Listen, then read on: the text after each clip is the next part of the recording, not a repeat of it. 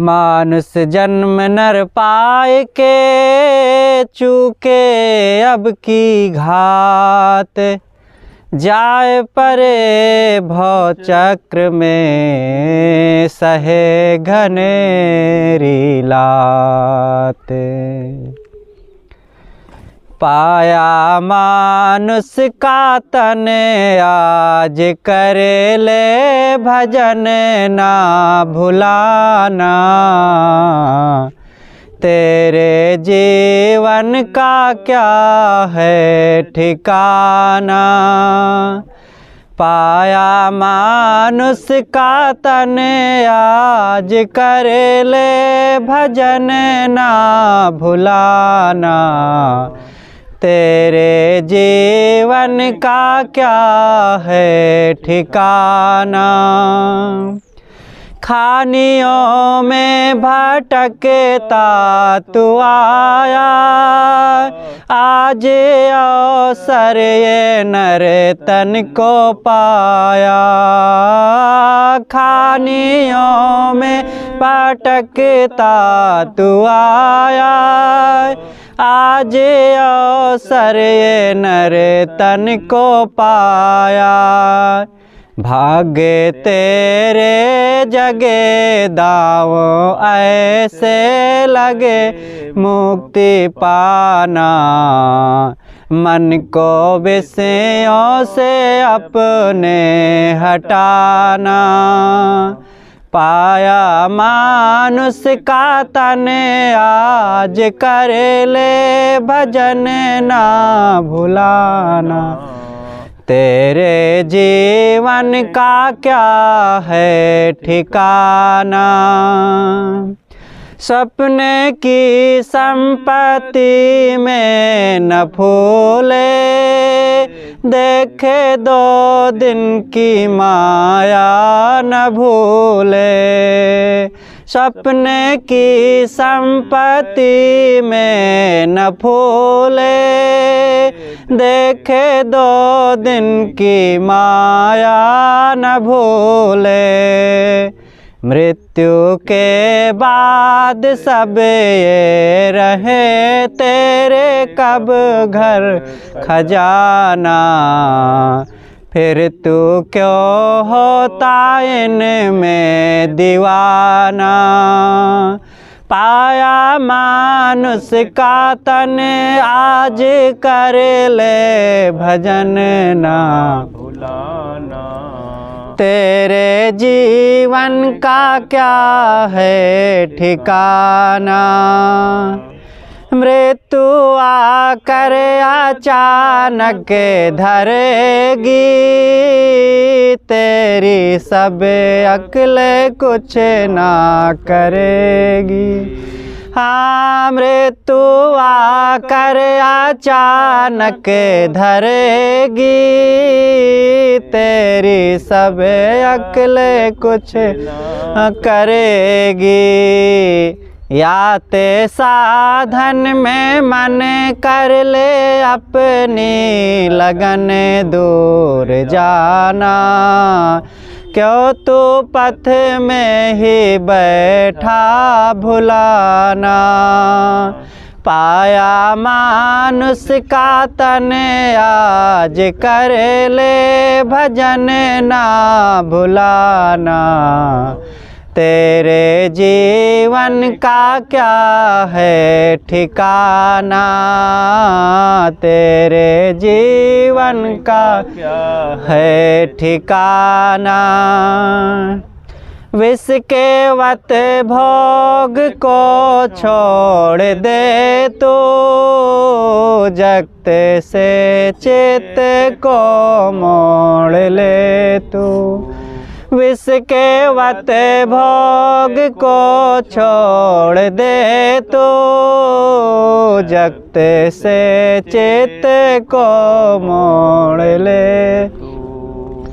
नित्य सतः रूप भजे मन के अध्यास। तज मद जलाना। शांति अभिलाष अपने में पाना। पाया मानुष का तन आज करे ले भजन ना भुलाना। तेरे जीवन का क्या है ठिकाना, तेरे जीवन का क्या है ठिकाना।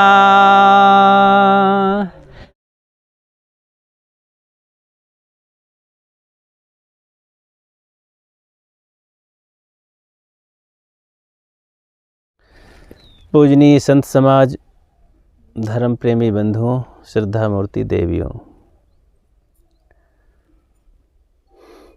सदगुरु कबीर कहते हैं, कबीर का घर शिखर पर जहाँ सिलहली गैल, पाँव न टिके पपील का तहाँ खलकन ला दे बैल। कबीर का घर शिखर पर, तो शिखर क्या चीज़ है? कबीर का घर। सभी लोग कहते हैं, अपने अपने घर की चर्चा करते हैं, साहब मैं अपने घर जा रहा हूँ। तो अक्सर संत कह देते हैं, भाई कौन घर जा रहे हो? तो यहीं अटक जाती है गाड़ी। तो कहते हैं साहब जहाँ पर बच्चे लड़के हैं, तो अच्छा वो शरीर का घर है। तो उसी में खुलासा संत करते हैं कि अरे भाई जीव का घर जहाँ उसे ख्याल करो। सदगुरु कबीर उसी घर के लिए कहते हैं, बंदे कर ले आप निमेरा, आप जियत लखु आप ठौर करो। ठौर शब्द यहाँ आता है ना, जीते जी अपने आप को लखो जानो समझो, और जीते जी ठौर बनाओ, जगह बनाओ, कहीं घर बनाओ जहाँ आराम से विश्राम कर सको। देखो यहाँ आए हैं, यहाँ बैठने की जगह मिलेगी, सोने की मिलेगी, लेकिन आराम से नहीं मिलेगी जितना अच्छा आराम से अपने घर में रहते हैं। तो अपने घर में तो बस कपड़ा उपड़ा उतारे, आराम मिल गया। अपना है घर ना, चाहे जहाँ ज़मीन में लेटो, चाहे पलंग पर लेटो, कोई कहने वाला नहीं है। और यहाँ तो भाई बिना अनुमति के आप भीतर नहीं जा सकते हैं। तो अपना अपना होता है, अपना झोपड़ी हो, जो भी हो, तो अपना घर में बड़ा आराम। तो ऐसे ही एक ठौर होना चाहिए हमारे भीतर भी, कि हम दुनिया के देवी देवता ईश्वर परमात्मा जहाँ ठौर बनाए हैं, वहाँ कोई भरोसा नहीं है लोग काम करेंगे कि नहीं।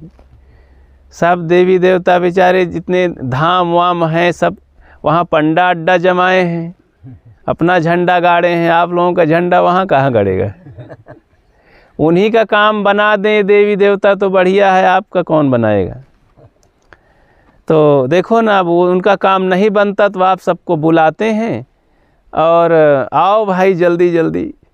देखो ना, मेला लगेगा कुंभ का भी प्रयाग में, सब कहेंगे महावीर का झंडा पीतल, महावीर पंडा पीतल का झंडा, चले आओ चले आओ, सब बुलाएंगे। और इधर से दूर से चित्रकूट के पास से और रीवा के पास से, सतना के पास से आएंगे जजमानों को पकड़ने के लिए। चलो भाई चलो, जितने संख्या ज़्यादा हो जाएगी उतने उनका लहेगा दांव। तो वहीं पर उनका काम नहीं बन रहा उन देवी देवताओं से। बेचारे असंतुष्ट हैं, निर्धन हैं, कंगाल हैं, और बस एक एक पैसा के लिए सब गरीबों को ठगते हैं, कहीं कहीं तो लूट लेते हैं। तो ये एक बाहर के जो उपासना पद्धतियां हैं, ये सामान्य जनता के लिए है। थोड़ा सा मन उसी में लगा रहता है, मन सात्विक होता है। कोई आगे बढ़ना चाहे, सुखी बनना चाहे, निर्दोष बनना चाहे, तो उसे शिखर पर जाना होता है। इस पर एक उदाहरण याद आता है। आप लोग तो यहाँ पहाड़ों के नीचे ऊपर बसना जानते हैं। तो जैसे कोई ऊपरी शिखर पर ऊंचा पहाड़ था, उसी के नीचे भाग में लोग बसे हुए थे। अब क्योंकि ऊपर जाने में बहुत झंझट है, नीचे ही लोग बस जाते हैं, जानवर पालते हैं, खेती करते हैं, कुछ अपना टूटा फूटा जो भी होता है करते हैं। आए दिन वहाँ पर कुछ ऐसी नदियाँ थीं आसपास, बारिश हो जाए तो मिट्टी खिसके ऊपर से पत्थर जब गिरे बड़े बड़े, 50 कुंटल के जब पत्थर ढन गए तो घर मकान झोपड़ी को रौंदते हुए, जानवरों को कुचलते हुए, खेती बाड़ी सब नष्ट करते और बड़ा जनधन की हानि हो जाती थी। पूर्वजों से यही सब चल रहा था, लेकिन लोग रोग आकर के किसी तरह फिर बना लेते। वहीं उधर नदी बाढ़ जाती, जौन किनारे तराई में कुछ बोए ओए रहते सब बह जाता, ऊपर से पत्थर गिर करके मकान जनधन की हानि कर देते। बड़ा दुख झेल रहे थे। और ये दुख नया नहीं था, बड़ा पुराना था, बहुत पुराना था। तो ऐसे ही एक घटना घटी और सब उदास होकर के नदी उस पार बैठे लोग सिर पर हाथ धरे मत्थे पर रो रहे थे, दुखी थे, उदास थे, अपने बच्चों के लिए, अपने घर के लिए, अपने पशुओं के लिए, अपनी चीज़ों के लिए कि अब क्या करें हे प्रभु। सब अपने देवी देवताओं का नाम लेते थे, कोई कोई भक्त थे तो गुरु महाराज का नाम लेते थे। तो वहाँ यही हो रहा था कि देखे कि एक संत उधर आ गए, क्योंकि संत भ्रमण करते रहते हैं। अपरिचित थे संत, लेकिन सोचे कि गांव है, देखें यहीं शाम हो रही है, कोई भक्त राज हो तो यहीं रात रह लिया जाए। भ्रमणशील संत थे। तो संत वहाँ जब जाने लगे गांव के नज़दीक बस्ती के, तो देखे कि ये लोग कैसे बहुत उदास हैं, निराश हैं, कोई तकलीफ़ हो गई, कोई घटना घट गई। तो सामने हुए, पूछे कि भाई ये कौन गांव है, यहाँ हम रहना चाहते हैं, कोई भक्त हैं? तो लोग बड़ी मुश्किल से उनकी आवाज़ निकली, कहें महाराज यहाँ और तो हमको पता नहीं, यहाँ घटना यही हुई है, बाढ़ आ गई, पानी की बारिश हो गई, पत्थर गिरे, बहुत विपत्ति है सबके ऊपर, कहीं न कहीं सबके घरों में तहस नहस हुआ है। तो महात्मा भी थोड़ा उदास हो गए, क्योंकि महात्माओं को अपने ही मनुष्य जाति पर जब दुख आता है तो उनको लगता है मेरे ऊपर ही आ गया ये दुख। तो अपनी समस्या को भूल करके उन्हीं की समस्या में रो पड़ते हैं। साहब ने कहा ना कि मैं रोऊं यह जगत को। दुनिया वाले दुनिया के लिए नहीं रोते हैं, अपने अपने बच्चों के लिए। उनकी दुनिया छोटी होती है बहुत, लेकिन संत गुरुजनों की दुनिया बहुत बड़ी होती है। वे कहते हैं वसुधैव कुटुम्बकम, ये वसुधा ही हमारा परिवार है, ये धरती ही हमारा परिवार है। तो साहब ने इसके लिए खुलासा दिखाया ही है, मैं रोऊं या जगत को, मोको रोवे न कोई। दादा भाई बाप को लेके चरणन हुई हो बंदा, आपकी पुरिया जो निर्वारे सोजन सदा आनंदा। कहाँ कबीर सुनो भाई साधो, सबको भाई कहते, गले लगाते, दादा भाई कहने के लिए तैयार रहते, सबका चेला बनने के लिए तैयार रहते, इसलिए कि तुम अपना कल्याण करो, सुखी बनो तो मुझे अच्छा लगेगा, मैं तुम्हारा चेला बन जाऊंगा, मेरी बात मानो तो सही। तो ये इन बातों से सद्गुरु कबीर की करुणा झलकती है। कैसे महान, बड़े विलक्षण संत महापुरुष थे। ऐसा कहीं दुनिया में कोई जोड़ा नहीं मिलता है कि उनकी बराबरी करने वाला कोई इंसान रहा हो। जैसा उन्होंने समाज के साथ, मनुष्य जाति के साथ ही नहीं बल्कि प्राणियों के साथ बर्ताव किया। उन्होंने तो सभी प्राणियों की रक्षा के लिए अपना काम किया कि मनुष्य जात सुधर जाए तो सभी लोग सुधर जाएंगे, सबको शांति मिलेगी। नहीं सुधरेंगे तो सबको आराम मिलेगा, क्योंकि मनुष्य बिगड़ करके इतना ये धरती पर नरक कर दिया है कि सारी समस्या मनुष्यों के द्वारा है। आदमी की शक्ति से अब डर रहा है आदमी, आदमी ही मारता है, मर रहा है आदमी, समझ कुछ आता नहीं क्या कर रहा है आदमी। तो आदमी ने बहुत समस्या ला दिया है इस धरती पर। तो क्योंकि सद्बुद्धि खो करके दुर्बुद्धि आ गई है, दुर्बुद्धि के परिणाम में यही होगा, मार काट, लड़ाई झगड़े, राजनीति, तू मैं, छल कपट, यही सब हो रहा है। परिवार में, भाई भाई में, पिता पुत्र में, पड़ोस में, देश में, विश्व में, सब यही हो रहा है मनुष्य के द्वारा ही। मनुष्य ठीक हो जाए तो आज देखो पशुओं के लिए आपके गांव में, क्षेत्र में कोई थाना नहीं होगा, कोई अस्पताल नहीं होगी, कोई ऐसा घर नहीं होगा, कोई और चीज़ें नहीं होगी। पशु सब चाहे जितना हो जंगल में, सब खा पी लेते हैं आराम से। लेकिन मनुष्य से खतरा है, वो मनुष्य डरता रहता है हर समय। लुक छिप की ज़िंदगी न जिए तो उसका वंश ही नष्ट हो जाए। तो वहाँ पर महात्मा जी यही जाने तो पूछे, भाई ये समस्या कब से है तुम लोगों को, समस्या का समाधान करो। अरे मनुष्य क्या नहीं कर सकता है, तुम लोग मुंह उदास किए लटकाए हुए और आँख मूंदे बैठे हो। तो सिर ऊपर किए कहें, महाराज हम गरीब आदमी अशिक्षित देहाती क्या कर सकते हैं। नहीं नहीं, सब कुछ कर सकते हो। आदमी की शक्ति से अब डर रहा है आदमी, तो डर तो रहा है लेकिन इससे जुड़ता भी है। क्या नहीं कर सकता आदमी। अगर तुम चाह लो तारे गगन के तोड़ सकते हो, अगर तुम चाह लो विश्व के इतिहास में अपने सुयश का एक नवा अध्याय भी तुम जोड़ सकते हो, तूफान का पथ मोड़ सकते हो, क्या नहीं कर सकते हो।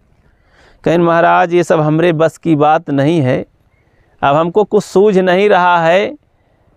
तो बहुत दीनता प्रकट करने लगे। महात्मा जी ने कहा, बड़े बुद्धू लोग हो भाई, अच्छा तो क्या क्या बिगड़ गया, सब पूछे जांचे। कहें ऐसा करो, तुम लोग नीचे क्यों रहते, ऊपर क्यों नहीं चले जाते हो, पहाड़ के ऊपरी सतह पर शिखर पर चले जाओ, वहाँ बस्ती बसाओ, जानवर पालो, खेती करो। कहें महाराज बहुत ऊपर है, हम लोगों का काम नहीं वहाँ जाना होना। कहें नहीं नहीं कर सकते हो, लोग जब मंगल ग्रह चंद्रलोक पर चले जाते हैं तो तुम यहाँ क्या कर रहे हो। जब यहाँ हर साल बाढ़ आती है, पत्थर लुढ़कते हैं, जानवर मरते हैं, खेती खराब होती है। महात्मा हर चीज़ बताने लगे। तो लोग यही हताशा प्रकट करें कि महाराज हम क्या करें, हमारा क्या दोष है। अब हम नदियों को मोड़ नहीं सकते, बारिश को रोक नहीं सकते, भगवान को कुछ समझा नहीं सकते, भगवान की माया है। कहीं बड़ा मुश्किल है भाई, तुम लोग कब समझोगे, कब तुम्हारी बुद्धि आएगी। चलो अच्छा मेरे साथ कुछ कर सकते हो मेरे साथ। कहें हाँ। कहें फावड़ा उठाओ, कुदार उठाओ और जानवरों को पकड़ लो, कुछ ले चलो ऊपर, आज नहीं तो कल पहुँचेंगे शिखर पर। सबको लिए कहें जा आओ ऊपर, तो ऊपर ले गए तो बड़ा मैदानी भाग था। कहें फावड़ा से बराबर करो इस ज़मीन को और यही जानवरों को पालो, धीरे धीरे ईंटा ला करके, छप्पर टीन ला करके यहाँ घर बनाओ और यहीं खेती करो, यहीं सब बाल बच्चों से रहो। तो देखता हूँ कौन यहाँ से पत्थर ढकेलता है और कौन भगवान तुम्हारा खेत जो है नष्ट करता है। तो धीरे धीरे महात्मा के सहयोग से, साहस से, हिम्मत से लोग ले गए। 4 से 10 दिन में सारा सामान ऊपर उठा ले गए, बांस बल्ली ले गए, घर बनाए। 4-6 महीना आराम से रहे, तब तक में बहुत कुछ संभाल लिए घर द्वार अपना। फिर आषाढ़ महीना, बारिश महीने में जब बारिश हुई मूसलाधार, तो घंटों बारिश के बाद जब बंद हुई तो लोग अपने अपने झोपड़ी से निकले, देखे कि न कहीं पत्थर लुढ़का है, नुकसान है, न कहीं जानवर मरे हैं, न कहीं खेती नष्ट हुई है, न कहीं मकान बिगड़ा हुआ है, न कोई जन न धन, कोई हानि नहीं हुई। पानी निकल गया सब पानी नीचे और बराबर ज़मीन समतल है, आनंद से है। तब लोगों को एहसास हुआ कि एक बार के संत से मिलने से, उनकी कृपा से, उनके आज्ञा में चलने से हम लोगों को पीढ़ी दर पीढ़ी जो दुख था, समस्या थी, सब एक ही बार में हल हो गया। हमारे बाप दादा से इसी दुख को भोगते चले आ रहे थे, विपत्ति पर विपत्ति, लेकिन कोई समाधान नहीं खोजा। आज ये महात्मा न आए होते, न बताए होते, तो हम लोग इसी तरह भोगते रह जाते अपने बाल बच्चों के सहित। तो साहस, हिम्मत बंदे मदद खुदाए। हिम्मत करने वाले की खुदा भी मदद करता है, और नहीं तो कोई नहीं करता है। इसलिए हिम्मत रखना चाहिए। तो देखो, घबराने से दरिया में नौका कहीं पार नहीं होती, अहिम्मत करने वालों की कभी हार नहीं होती। तो ज़िंदगी में हमें हिम्मत करके गुरु भक्ति से कभी घबराना नहीं चाहिए। तो लोग घबरा जाते हैं, महाराज हम गृहस्थ हैं, तंबाकू बीड़ी तो स्वागत में चलेगा ही, हम तंबाकू बीड़ी भी छोड़ देंगे तो बचेगा ही क्या? लोग मेहमान आएंगे तो स्वागत क्या करेंगे? संतों के द्वारा जो हमें लाभ है, जो परिवर्तन आता है, वो कहीं और नहीं आता है। इसीलिए संत कहते हैं कि भक्ति से हमें जीवन के सभी पहलुओं की उन्नति के लिए पर्याप्त हमें सामग्री मिलती है। आप धन कमा लेंगे, नौकरी पा जाएंगे, बाल बच्चे हो जाएंगे, बड़ा परिवार हो जाएगा, बड़ी प्रॉपर्टी हो जाएगी, तो एक परिवर्तन हुआ। लेकिन अभी भीतर का आंतरिक परिवर्तन तो हुआ नहीं। काम, क्रोध, लोभ, मोह, राग, द्वेष, ईर्ष्या, घृणा, वैमनस्यता, ये तमाम तरह के राक्षस भीतर बैठे हैं। ये डकैत हैं, हमारे दुश्मन हैं। धन बढ़ गया, मकान बढ़ गया, गाड़ी घोड़ा सब आ गया, लोग डरने लगे हमसे, हम बढ़िया फैशन से चलने लगे, खाने पीने लगे आराम से। लेकिन भीतर के बदमाश तो बैठे हैं, सोते जागते हमें चैन से रहने नहीं देते। अभी जिसकी तलाश थी भीतर से कि हम शांति से रहें, सुख से रहें, हे प्रभु, हे भगवान, हे गुरु महाराज, तो वो तो हुआ नहीं काम।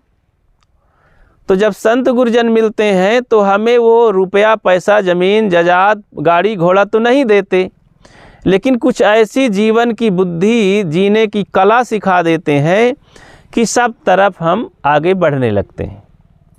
संत जब मिले तो गिनो, देखो एक एक सद्गुणों को, उनके उपकार को याद करो कि जब तक संत गुरु नहीं मिले थे हम मनमानी जी रहे थे, तंबाकू बीड़ी भी खा रहे थे, घर में झगड़ा लड़ाई कर रहे थे, काम क्रोध का बोलवाला था ज़िंदगी में हमारे, सफाई स्वच्छता नहीं थी, और भी गंदे खान पान थे, चाल चलन थी, पड़ोसी को देखकर जलते भी थे, और संत गुरु को देखकर हम तो बहुत ढोंगी पखंडी कहते थे, अपमान भी करते थे। तो न अपने जीवन का ठिकाना था, न परिवार का था, न अपने पति पत्नी में अच्छे से रह पाते थे, पशुवत जिंदगी थी। आत्मा परमात्मा भगवान कुछ नहीं जानते थे, सब कटवा चल पड़े थे, जहाँ तहाँ कुछ भी मान लेते थे, कोई निर्णय नहीं था।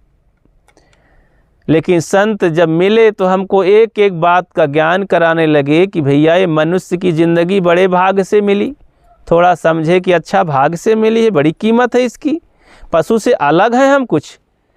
फिर बीड़ी पान तम्बाकू छोड़ाए, दारू गांजा छोड़ाए, मांस मदिरा छोड़ाए, ये सब छुड़ा करके कहे कि देखो मानव जीवन शाकाहारी शुद्ध साफ जिंदगी जियो, और ये पशुवत जीवन न जियो, गंदा खान पान करके बुद्धि भ्रष्ट होती है।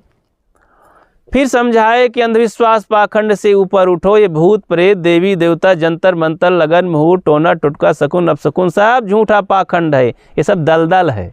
इस दलदल में जो फंस जाता है वो निकल नहीं पाता। दलदल में कभी कभी ऊंट और हाथी भी फंस जाते हैं, वो उसी में कभी कभी तो मर जाते हैं। आजकल JCB है तो भले निकाल सकते हैं, नहीं फिर निकाले कोई उपाय नहीं रहता है। तो ऐसा ही दलदल है। देखो जितने लोग फंसे हैं तो संत महात्मा JCB के समान है, शायद निकाल लें तो निकाल लें, नहीं तो कोई निकलने का नाम। अरे महाराज भगत तो हम हो जाई, लेकिन हमार पुरखन से जौन देवी देवता पूजे हैं, झंडी बड़े बड़े त्रिशूल गाड़े हैं, एका कसत होई, सही नाराज हो जाए तो प्रभु जी हमार, ये बड़ी घबराहट है। तो और किसी का डर नहीं है, बाघ भालू सांप बिच्छी शेर से डर है नहीं, डर है बड़े बड़े बदमाशों से भी नहीं डर है, लेकिन त्रिशूल वाले देवतन से बहुत डर है। तो कैसे भगवान हैं लोगों के, कैसे देवी देवता हैं। और चोर रात के आता है, वहीं से सेंध करके और दीवार फोड़ कर दरवाज़ा तोड़ के शंकर जी के भी माल टाल सब निकाल ले जाता है। देवी देवता को भी उखाड़ पखाड़ के फेंक देता है और घर से लूट ले जाता है। कोई देवी देवता ईश्वर परमात्मा काम नहीं करते हैं, लेकिन लोगों को डर है। तो संतों के मिलने से कितना लाभ हुआ, ये सारा कचड़ा दलदल दूर हो गया, हमको बाहर निकाल लिए और फिर अभी हम फिर घबरा रहे हैं कि कोई तो दुनिया बनाने वाला है, भगवान ईश्वर परमात्मा आदि शक्ति ब्रह्मा विष्णु महेश अल्लाह खुदा यहोवा कोई तो है, ऐसे दुनिया कैसे बन गई। संत समझाते हैं कि बच्चा अच्छा तुम 1 मिनट के लिए सोचो कि संसार में मनुष्य नहीं रह गया, या 1 दिन के लिए मनुष्य यहाँ से लुप्त हो जाए, मनुष्य की सृष्टि ही समाप्त हो जाए और बाकी सब रहें, कुत्ता बिल्ली गधा घोड़ी हाथी सब रहें, पक्षी कीड़े मकोड़े ये सब रहें, तो सोचो ज़रा कि मंदिर में कौन घंटा बजाने जाएगा और मस्जिद में अल्लाह अकबर कौन करने जाएगा और चर्च में कौन प्रार्थना करने जाएगा, गिरजाघर में कौन अरदास करने जाएगा। तो यहाँ पर मनुष्य के अलावा कौन बैल जाएंगे कि लोमड़ी सियार जाएंगे पूजा पाठ करने, हनुमान जी को लड्डू चढ़ाने कौन जाएंगे। अगर मनुष्य ना हो धरती पर तो एक भी मस्जिद नहीं होगी, एक भी गिरजाघर गुरुद्वारे मंदिर नहीं होंगे, एक भी पूजा स्थल नहीं होगा, एक भी तीर्थ स्थल नहीं होगा, एक भी पद्धति नहीं होगी जिसको लोग धर्म कर्म कहते हैं, एक भी झगड़े झांसे नहीं होंगे, सारी समस्या खत्म।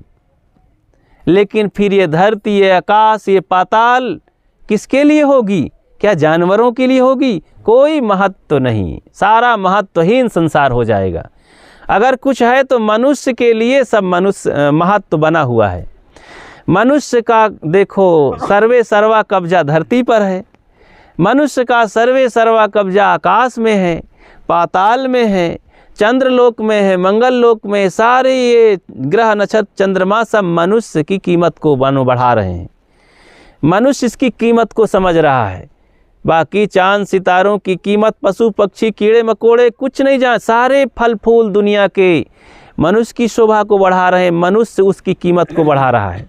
सोना चांदी हीरा मोती ये दुनिया में मनुष्य ना हो तो सब पड़े रह जाएंगे, जैसे पत्थर लुढ़क रहे हैं, कोई कीमत नहीं। पशु पक्षी क्या करेंगे इसको लेकर? मनुष्य सारी कीमत, धरती पर आकाश में जो कुछ रौनकता है कहीं भी मनुष्य के बदौलत है। तो मनुष्य के बदौलत ही देवी देवता भगवान भवानी भी हैं, मनुष्य ने बनाया है। मनुष्य सबका सृजक है, सबका कर्ता धर्ता विधाता है। इसलिए ऐसी ताकतवर आदमी, ऐसा जो साहसी महान आदमी की कीमत को हम कहाँ समझते हैं। इसलिए अपनी कीमत को समझना चाहिए। तो संत के पहुँचने से पूरा गांव ही बदल गया। शिखर पर जब पहुँच गया तो शिखर है आत्मज्ञान। सद्गुरु इसीलिए कहते हैं आत्मज्ञान बिना नर भटके। बता दीजिए, कोई मथुरा कोई काशी, पानी में मीन पियासी, मैं सुन सुनी आवे हंसी। हंसी आती है ना। अब भाई यहीं पर पानी बढ़िया हो, नल हो, सब कुछ हो और प्यासा मरे, अब मर रहा हो कोई और हाथ जोड़े सबसे, भैया मुझे पानी पिलाओ पानी पिलाओ। अच्छा, हाथ प्रकृति ने दिया है, बुद्धि दिमाग पैर सब शक्ति है, चला के नल है पी लो। तो नहीं तो आवाज़ लगाओ, भाई आइए महाराज चला दीजिए नल, मैं नहीं चला पा रहा हूँ। वो कहानी है कि